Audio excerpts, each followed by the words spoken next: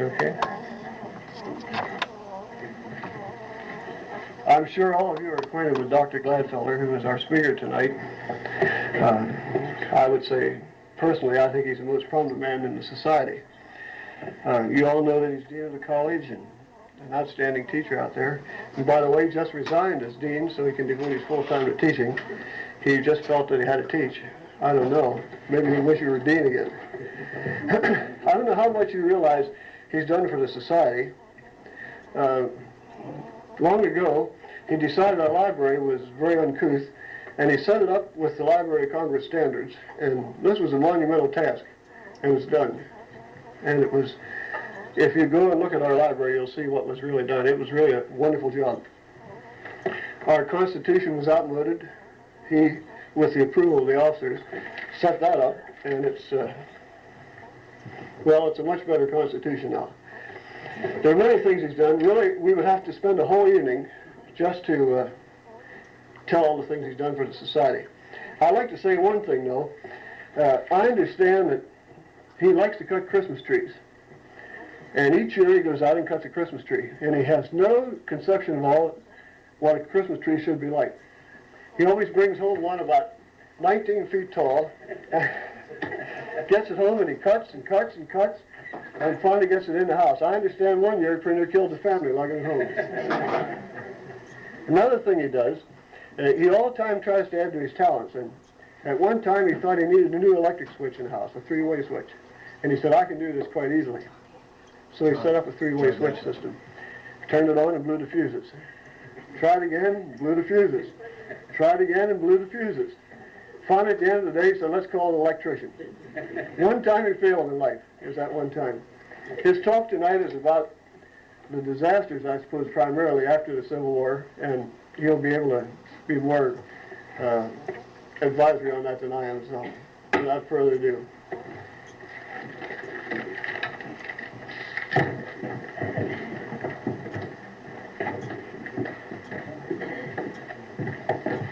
I have failed twice. I failed to educate my wife.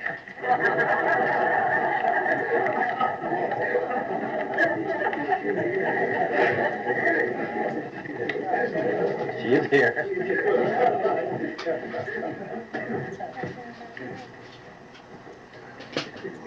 This is the month of April.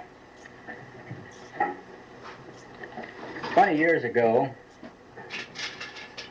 World War II was coming to an end. Winston Churchill lived beyond that war. He lived long enough to write about it and also to gain some perspective about it.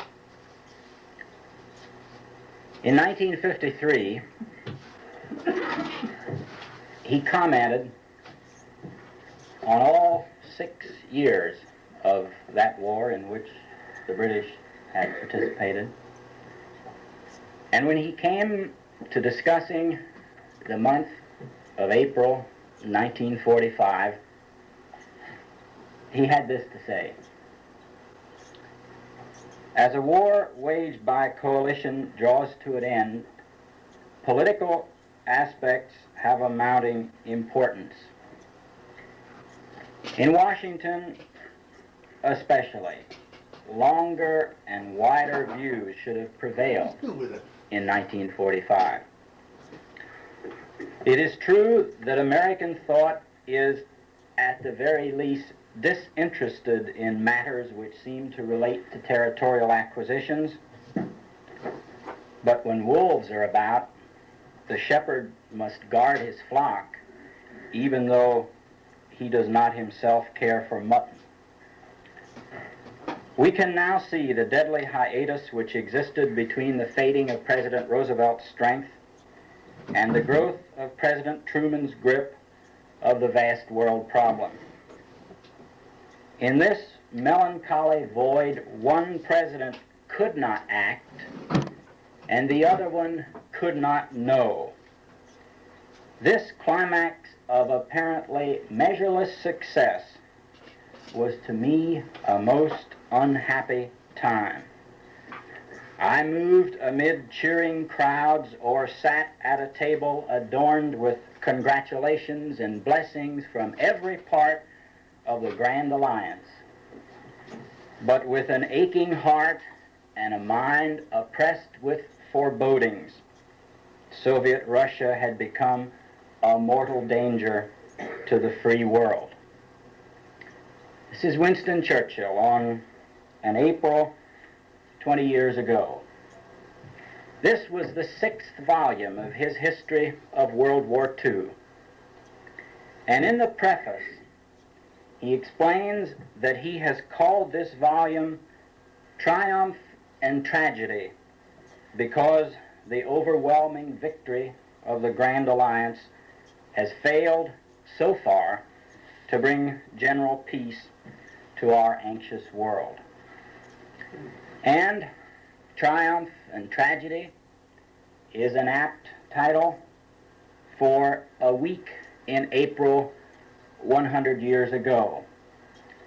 A week that began with Palm Sunday, April 9th, 1865, the day of Lee's surrender. A week that continued with Good Friday, April 14th, 1865, the day of Lincoln's assassination.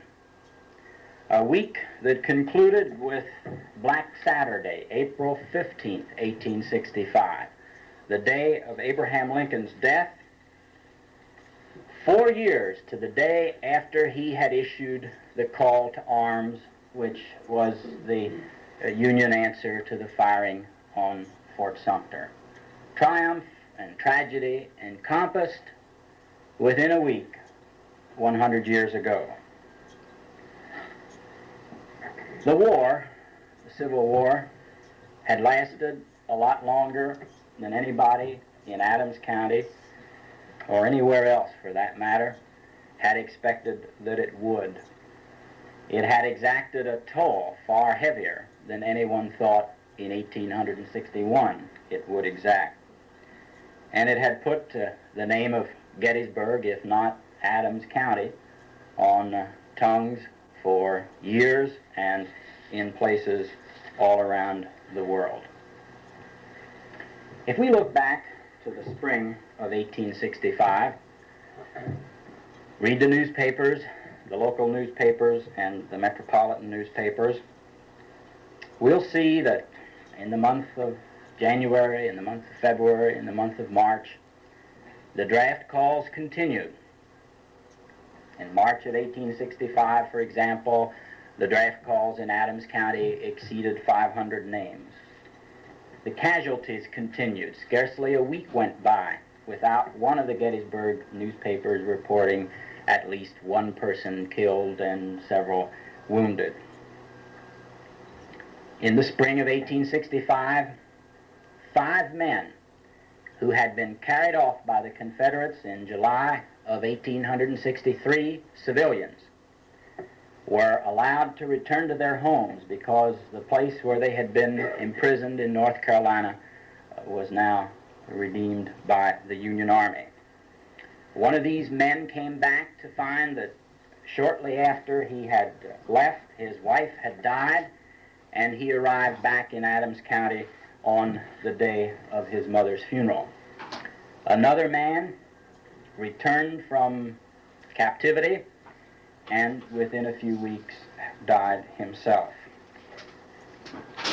In the spring of 1865, the United States Congress finally took action and sent the 13th Amendment to the Constitution along to the states, an amendment which eliminated slavery, an amendment for which Adams County's Democratic congressman finally voted. The first time it came up was a good Democrat, he voted against it. And the second time it came up, he voted for it. And one of the newspapers, the Republican newspaper of course, was happy to report that the great civil and constitutional victory over slavery was won last Tuesday in the National House of Representatives. But one cannot fail to read some of these newspapers without presenting the approach of victory and the end of the war. 100 years ago, at the beginning of the year, there would appear in the newspaper something called the Carrier's Address. Sometimes this was printed separately, and I suppose carried around by the newspaper carriers and made available to people. There was a Carrier's Address, a long one, in the Adams Sentinel, for January 1865. This is supposed to be poetry. Whether it is or not, I suppose, depends upon the standards you would insist upon before you call something poetry.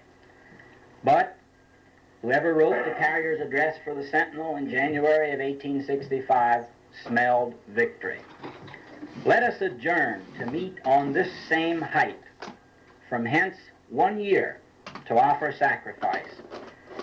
When cruel war shall in a byword pass, but sooner we shall hail the rising day, the day when parents shall embrace returning sons, when bells not only sound on steeples high, but million hearts with joy shall ring their praise. Let then the South bless the fraternal North, and all her mountains answer northern lakes. Bless ye the Lord, give thanks, we're free at last. Or, one continues on. One reads about the redemption of cities in the deep South, which until the spring of 1865 seemed to be years and years from capture. There was Savannah, there was Charleston, there was Columbia, South Carolina. And a correspondent who wrote to the Sentinel early in April 1865, said that the rebels around Petersburg near Richmond do not fight with any heart or zeal, but on the contrary, when outside of their earthworks, they're evidently more intent on being captured than on using their arms. They surrender by companies and regiments on the first suspicion of being flanked. A few more blows and the final crash will be heard. And this brings us up to the week of triumph and tragedy. The week before, April 9th, was a week of rising expectations, to say the least. In the week before Palm Sunday, the news came to Adams County that Richmond had fallen, that Petersburg had fallen, and flags were thrown to the breeze. The bells were rung. Bonfires were kindled. Young America came out in his strength with pistols, muskets, and artillery. Friday night before Palm Sunday, there was a big celebration climaxing this week. Cannon, music, processions. Edward McPherson spoke from the steps of the courthouse, and they lit a bonfire in the square that went on all night. This is the way the Philadelphia Inquirer of April 4th, 1865 expressed it. Richmond, Babylon is fallen. General Weitzel occupies the city. Philadelphia colored troops the first to enter. The fleeing rebels fire their capital. And here's a map of Richmond with an eagle above it, with Grant and victory.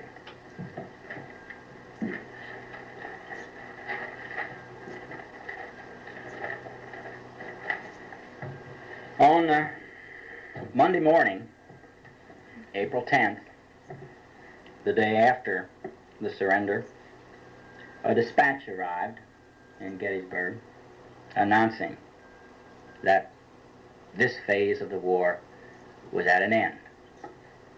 The notice was posted on bulletin boards so that everybody in town could see it.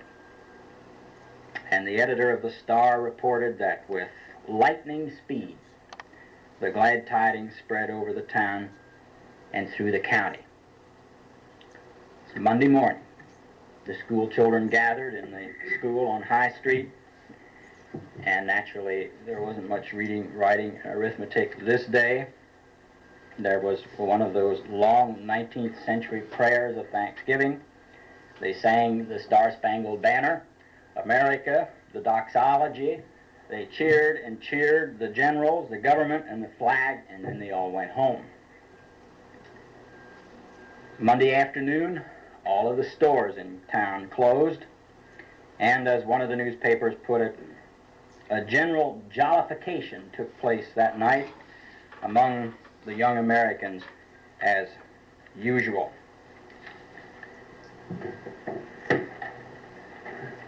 The Adams Sentinel came out on Tuesday evening, April 11th, 1865, and this was the time when editors could restrain themselves to the point of putting the important news not on page 1, but on page 2 or 3.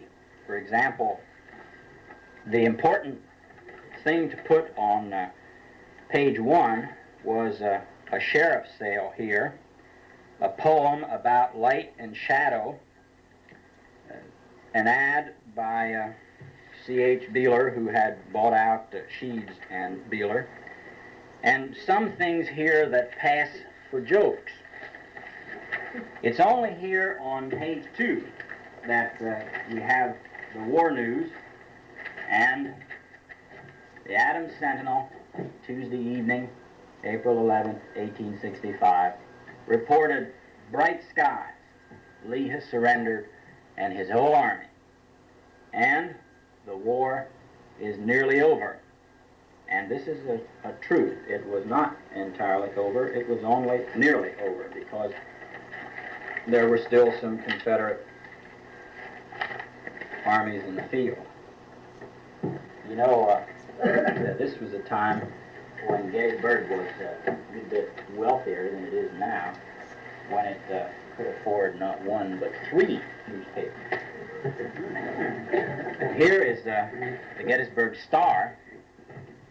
The compiler came out on Monday night, and the Sentinel came out on Tuesday, and the Star came out on Thursday. And this is the Gettysburg Star for Thursday, April 13th, 1865. And here again, war news, the cannon and the flag. The end draweth nigh. Let the nation give thanks. Another great battle fought. Victory for General Sheridan. Defeat of General Lee's army. Many rebel generals prisoners. If one can judge from the reports here and there, this was a very happy week, beginning with the receipt of the news on Monday and continuing on until late Friday night and early Saturday morning. The Star put it this way in its issue for April the 20th. It was with feelings of ecstatic joy that we announced to our readers last week the surrender of Lee's army and the virtual ending of the rebellion. We gloried in the bright prospect before us, and our readers and the whole nation joined in the general rejoicing. But what a change has passed over us since then. Our gladness has been turned into sorrow, and this day a nation mourns the death of its chief magistrate. Yes, Lincoln is dead. The news of the death of Abraham Lincoln reached Gettysburg Saturday morning about 8 o'clock, by telegraph, of course. The first dispatch was a dispatch that you didn't necessarily believe, because first dispatches very often were false. But when this thing came for the second time and the third time, then at last one was prepared to accept something That had never happened in American history. Never before had a president been assassinated. The reaction in the community was swift, and the three newspapers are unanimous in saying that the church bells began to toll Saturday morning, that all of the flags, and this community, as other communities in the north, was a good bit more flag conscious 100 years ago than now. The flags that were out were draped in mourning. The stores were all closed immediately. And as one of the newspapers reported, it was indeed a day of sadness in our town. That afternoon, there was a largely attended public meeting in the courthouse. And once again, Edward McPherson spoke. Resolutions were adopted, and it was decided that sometime later, near the time of Lincoln's funeral, a more formal observance would be held in the community. Perhaps Easter Sunday, April 16th, 1865, was one of the most solemn Easters that this country had yet experienced. The town was draped in black. The courthouse was draped, the school buildings were draped, and the churches were. On the day of the funeral, which was Wednesday, again, everything closed, and the bells tolled for 1 hour, from noon, when Lincoln's funeral began in Washington, until 1 p.m.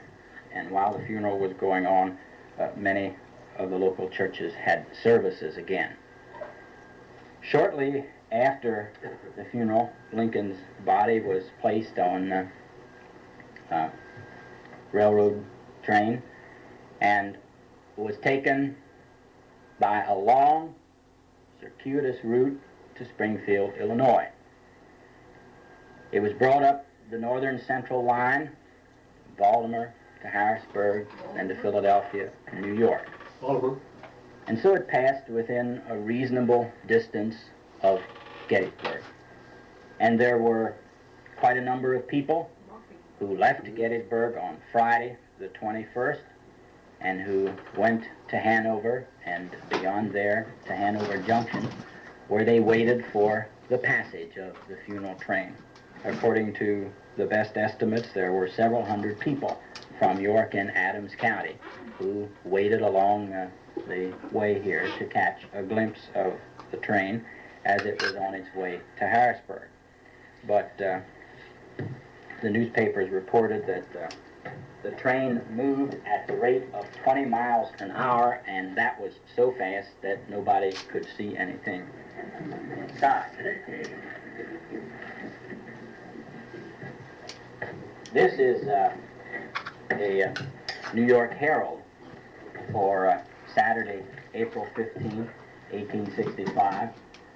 A century ago, when a very important political figure died, president or possibly a vice president, the heavy black columns would be used to pay honor to his memory.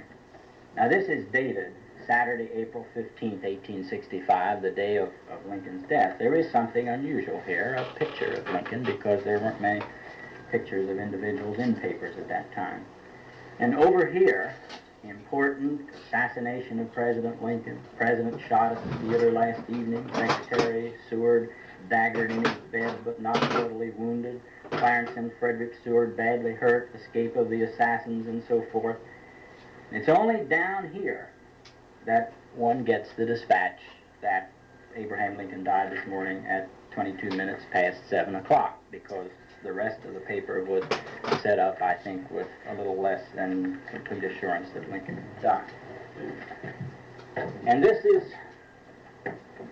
is what the Gettysburg Star did. Once again, it did not break down on this occasion and put Lincoln's death on the front page. On the front page here are 6 rules for going to church. An article about female society, and another one about how Tom Crowan rid his sister of an obnoxious lover. It's only over here on page 2 that John T. McElhenney, the editor of the Star, wrote his editorial that Lincoln is dead and that this story appears about the murder of Abraham Lincoln, President of the United States. And the next week, the Star ran the heavy black columns again, and this time described Lincoln's funeral, and very, very little, actually, about the effect that Lincoln's death had in Gettysburg. This was in the earlier papers. This paper happens to be April 27th, 1865. What does one say about an event like this? It would be interesting to think that perhaps we could look inside some Adams County mines of a century ago by looking at the editorial comment that followed this particular event. Here we had the Gettysburg Compiler, a Democratic newspaper at a time when to be a Democratic newspaper meant to be very partisan and bitterly anti-Lincoln. This is the newspaper that was poking fun at what happened to Andrew Johnson on Inauguration Day in 1865.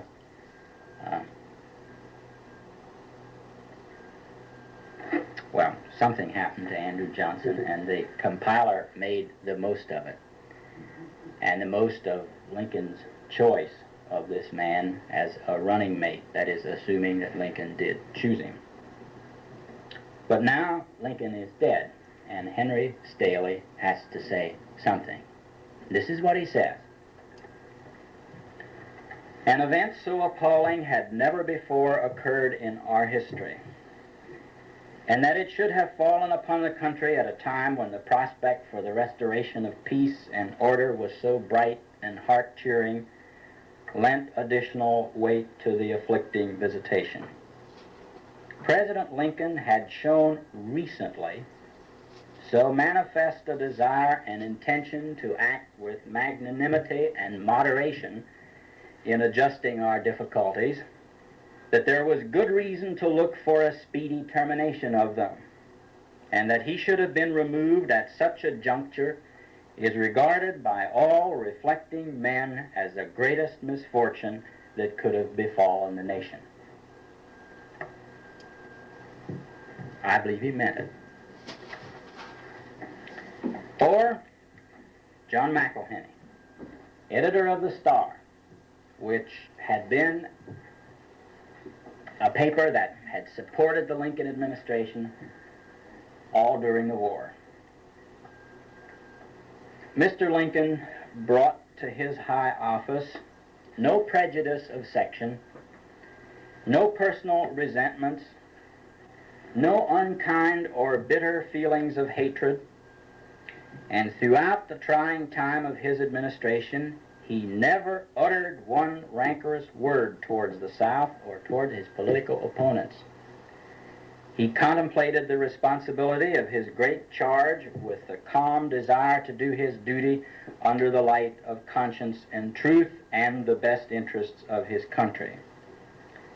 The whole nation mourns the death of its president, but no part of it ought to mourn that death more keenly than our brothers of the South, who had more to expect from his clemency and sense of justice than from any other man who could succeed to his position. But we do not despair of the Republic. She still lives and will emerge from this sore trial with additional strength and security. We have stout hearts and strong hands and giant minds left in the land, and these will come forward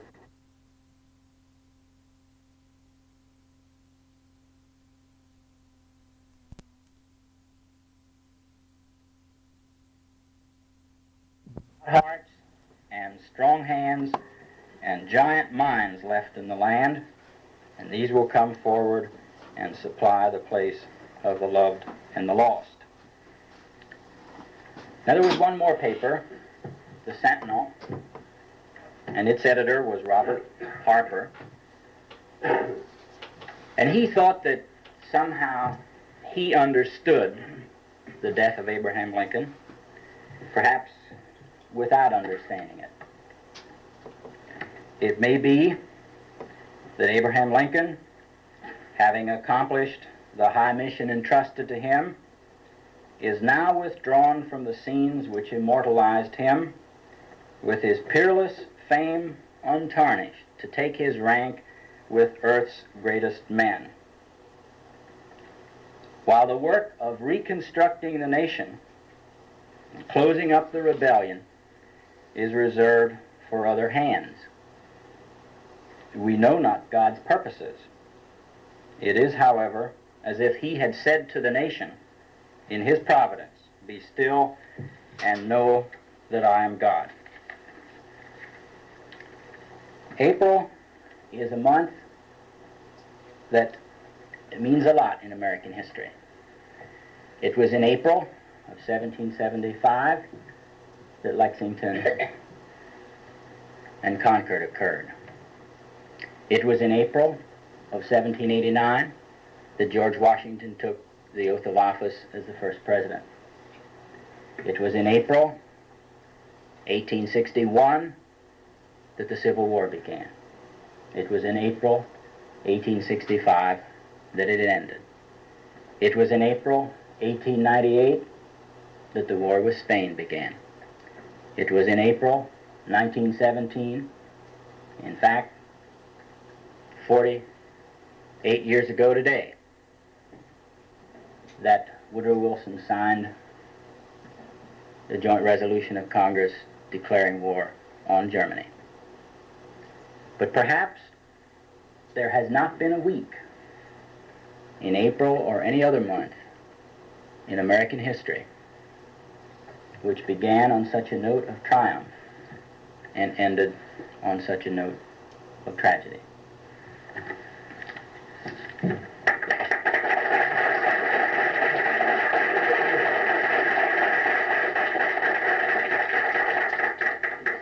These newspapers are very fragile, but if you're interested in looking at them, go ahead. Who was the fellow who lost his wife and his mother? His name was Patterson. From Gettysburg or From the the county? county. From the county. That's one I never knew about. Now, I have talked to Glatfelter and Carson. These 5 or 6 individuals you're talking about were citizens of Gettysburg and Adams County. They sort of were unsung heroes in a sense because they were in prison for 22 months. Is there a note in the newspaper about their capture originally? Was this typical of Lee's army to take hostages? I think most of them had some sort of public office. A couple of them were postmasters. Well, one's a Cadore, who That's definitely right. lived around here, and 2 Harpers, and 1 Patterson, and there's 2, at least 2. Trozo, one of them was named Trozo. Was this customary of Lee to do this, or the Confederate army to take hostages? No, it wasn't, but I think one of them was down near Zora. The story is he was calling the Confederates as they retreated. I think was the story, so they just grabbed him up and took him along. That was what happened to one of them. But this I don't think was at all. As far as I know, remember, it was not typical. Although I think it was general practice for federal postmasters to keep a reasonable distance between themselves and Lee's army, wasn't it? They were federal. On the mule, we never ridden anything with animals. With the government doctor. He never ridden anything. He was postman. I don't know they took anybody from Chambersburg, I don't recall that. Well, the Cadore was definitely from around here, Gettysburg, Pennsylvania. How about the others? The Harpers, Patterson, they seemed like they were Gettysburg people. Or Yes, but I think most of them were from the area around the town. I don't think they were residents in the town.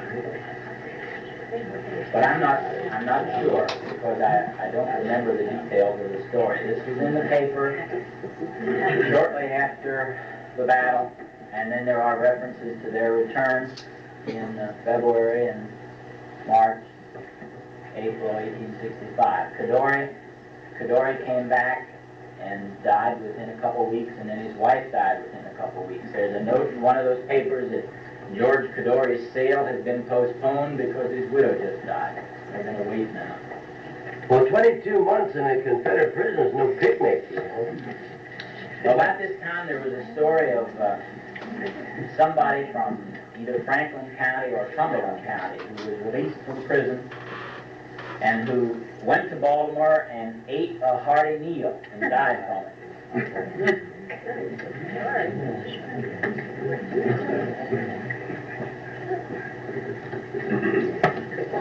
Is it confirmed that Lincoln was going to offer $500 million for reconstruction of the South after the war?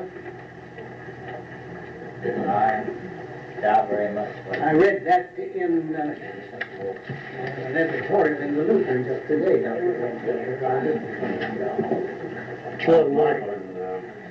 This last Sunday's New York Times Magazine, Bruce Catholic said pretty much the same thing.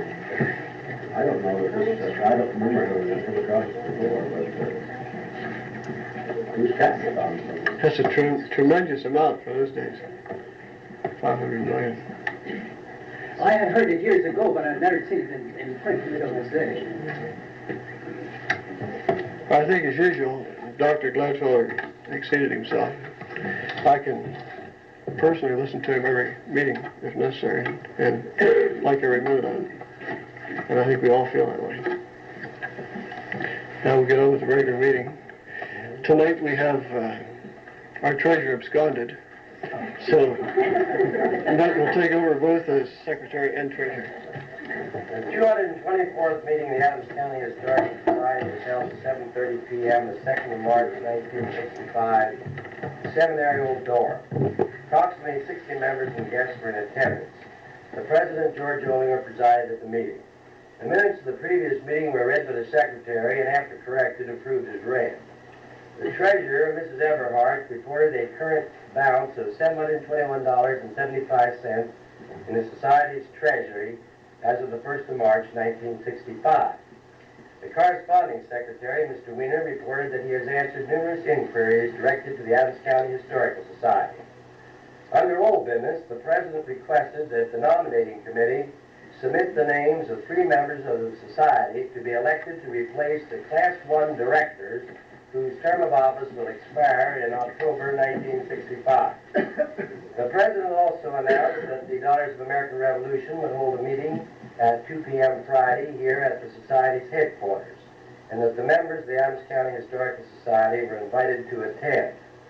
The following accessions to the library and the museum of the Society were announced.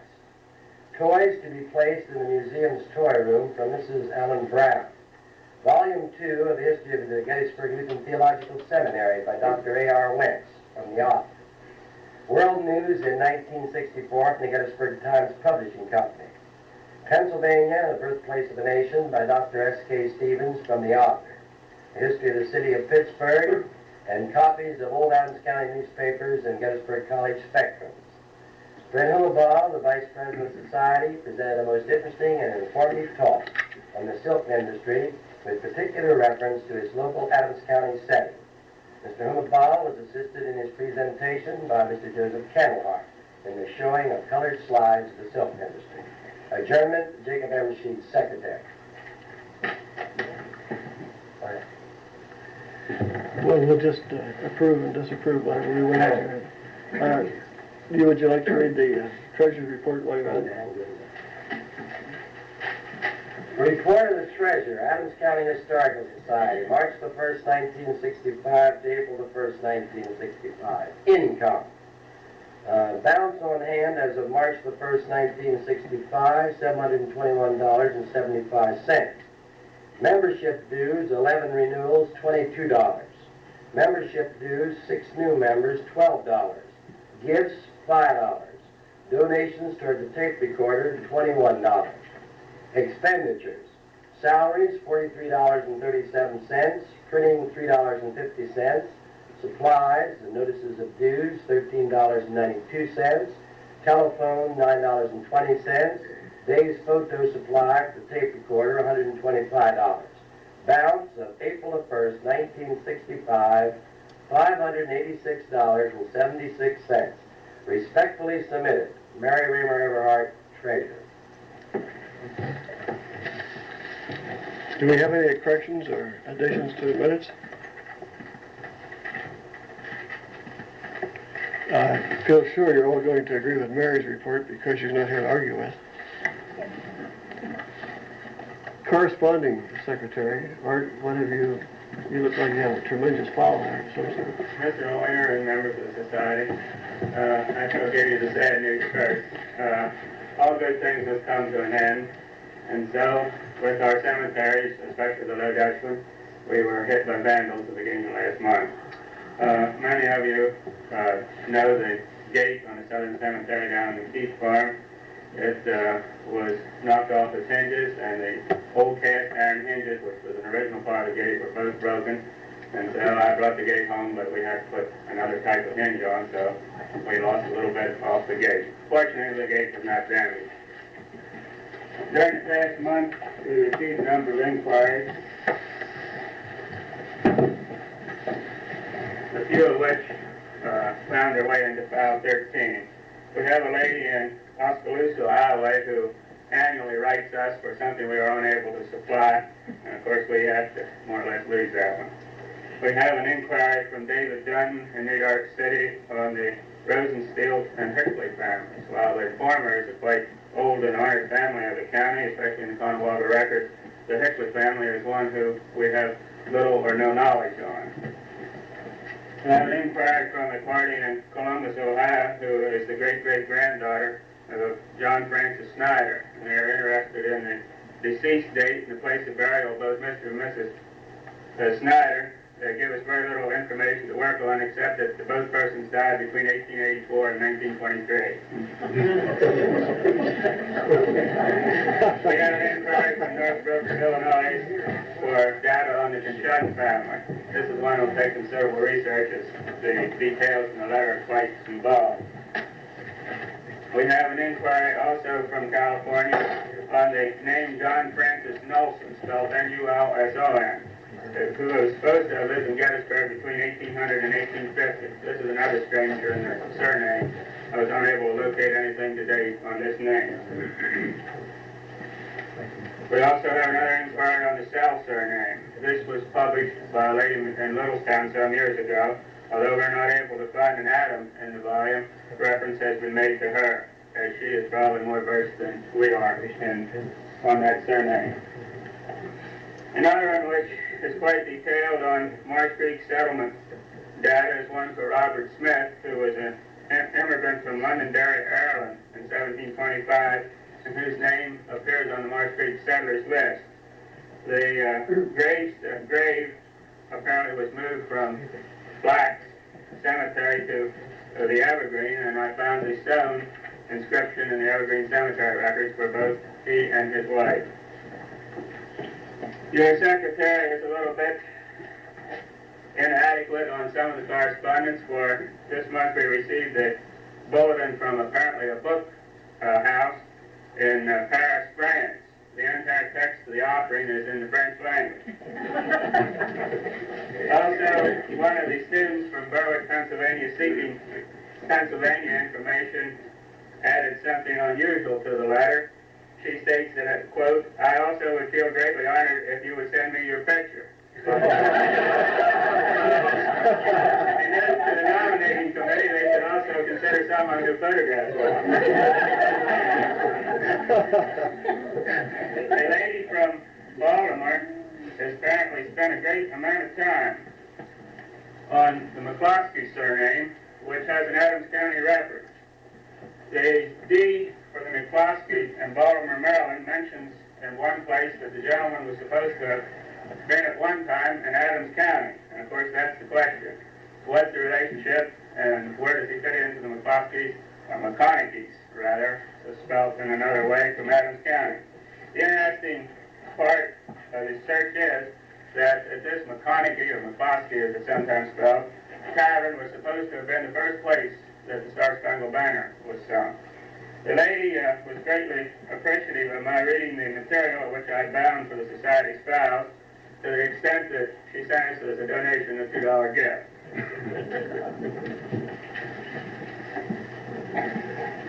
One of our annual problems this time of the year is also one of greater interest to apparently a lot of people, and apparently is going to be of greater interest in years to future, to the extent that we should give a little thought perhaps to it. Some years ago, the Times published a covered bridge map showing the location of all the covered bridges in the county. Well, of course, there's only about 6 or 7 left. And according to search at the Times office, the plate apparently was destroyed. But anyhow, in cooperation with the Travel Council, as apparently they get a lot of inquiries on the same subject. So we might give a little study to preparing a new map smaller than the one the Times printed some years ago to conserve cost, but it would at least give the locations to all the inquiries of the present structures. Many of us last fall had the opportunity, or at least some of us, to meet and talk with Eugene Studebaker-Werbach, who was at East Berlin for several days in reference to the Studebaker family. The family apparently has delved into the publishing business by printing a quarterly, and our name was very kindly placed on the mailing list, and we are in receipt of the Studebaker story, which is the title of their quarterly, Volume 1, Number 1. I acknowledged and asked that we be continued to be on their mailing list. I think that is all this evening, Mr. President. Well, I never cease to wonder the work Art does each month. Can you imagine all the time he takes each month sitting there answering letters? And let's just give Art a hand right now.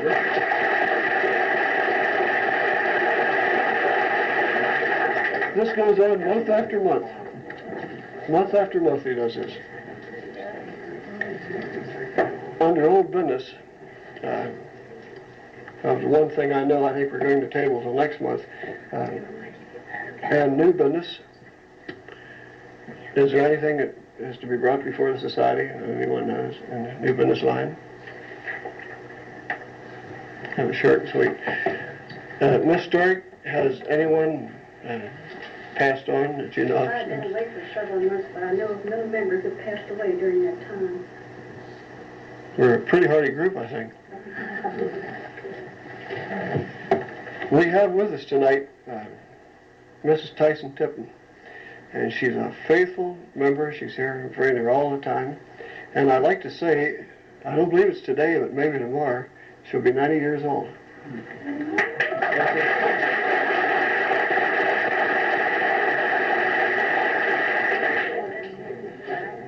I hope you have many more.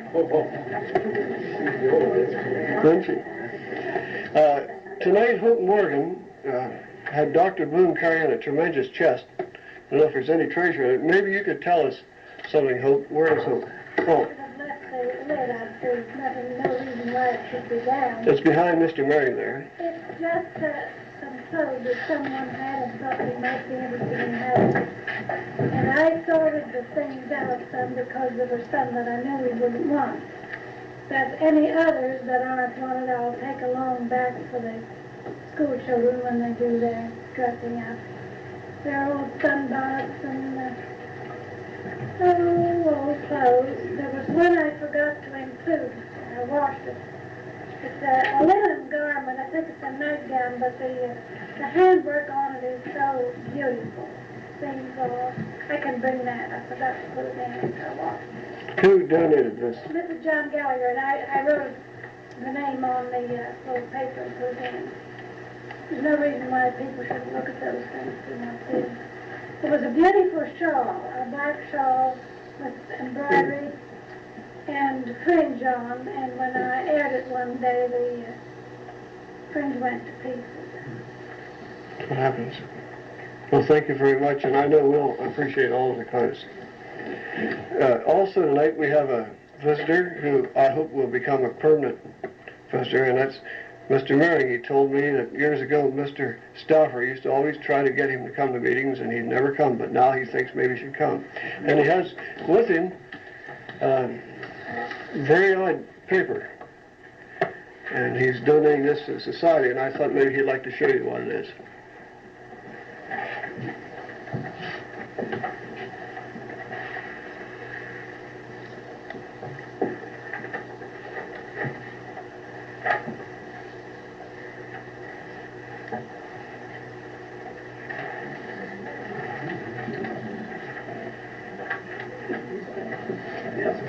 This is all one sheet, I believe, yes.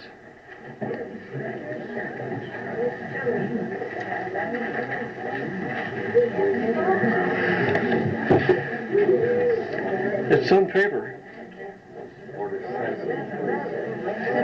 That's General Scott down in Mexico in 1847.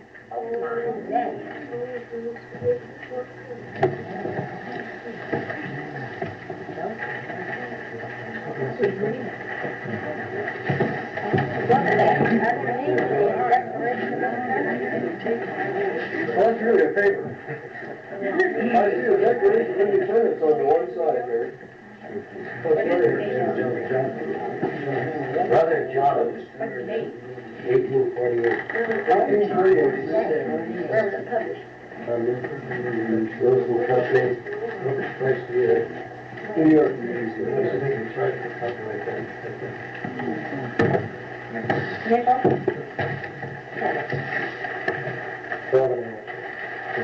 $12.5 cents. And in those days they had half-cent pieces, by the way. You spent 12.5 cents. You didn't have to buy two.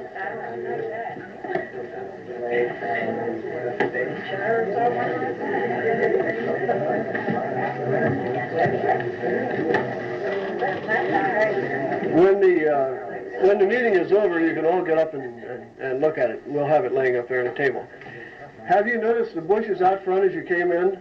The beautiful shrubbery that has been placed around the building? I think we probably have the best landlords in the United States. We pay $1 a year, and they give us our light and heat, and now they just landscaped our building. And I didn't hear a word about a rent raise.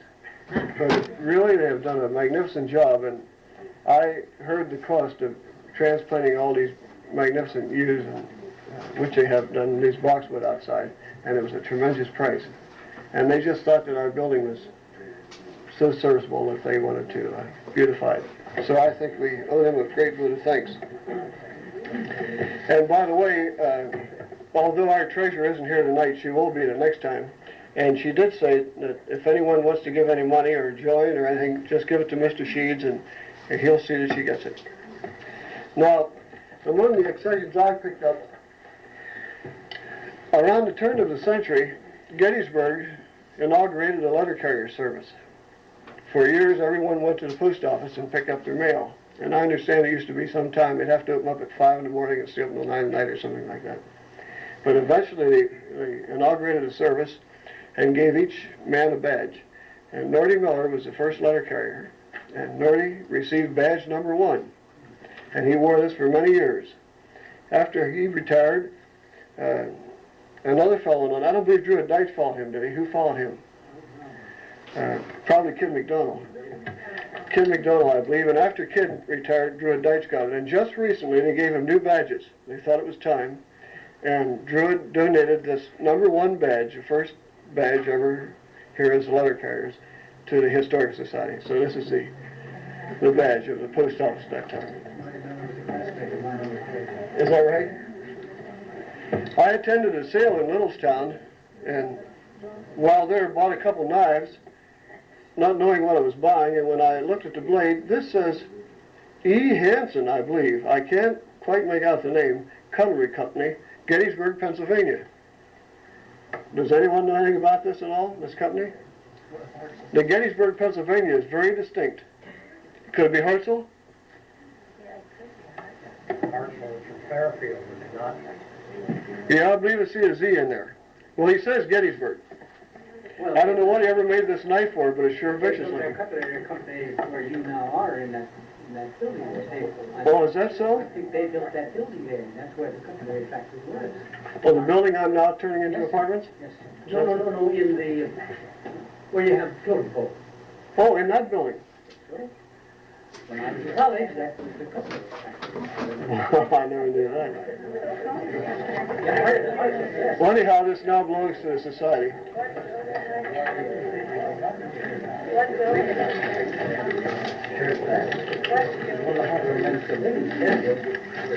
Pearl Harbor,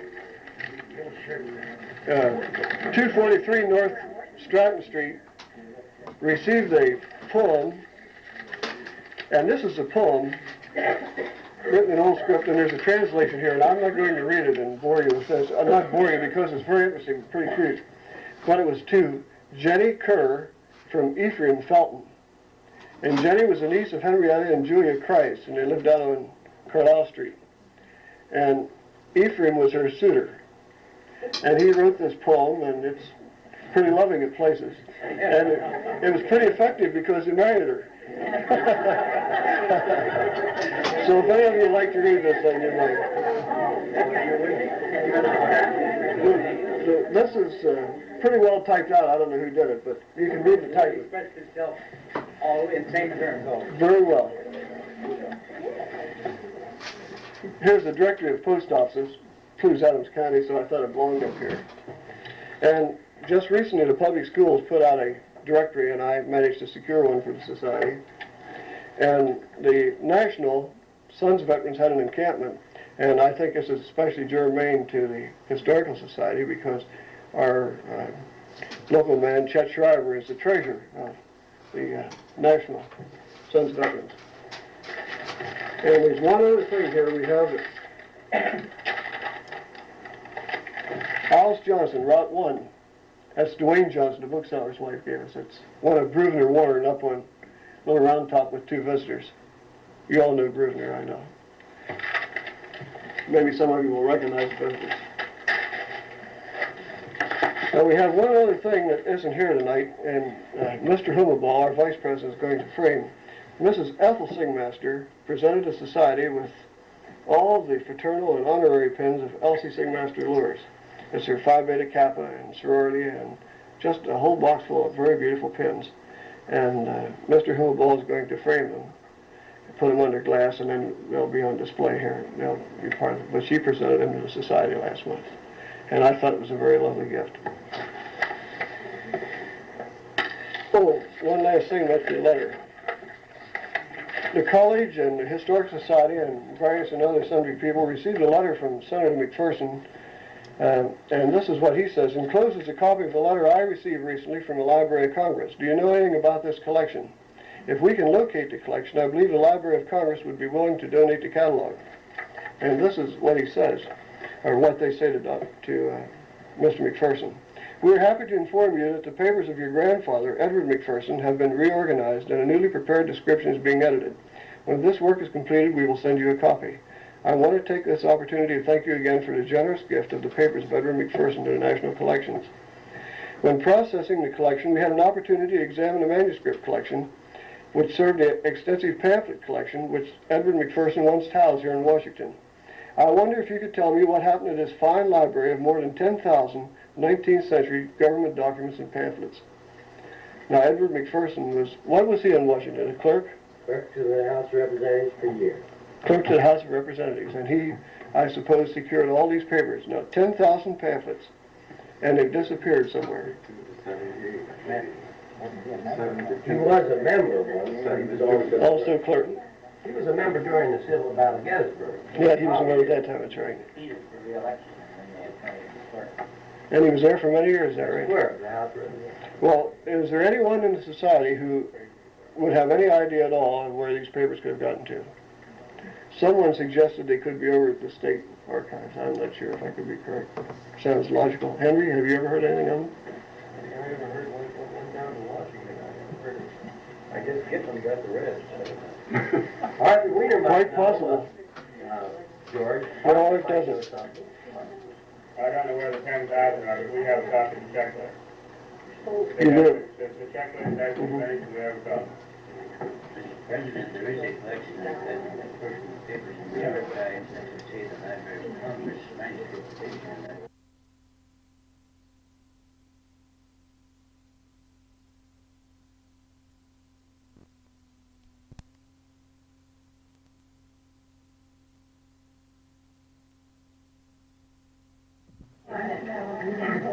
Okay.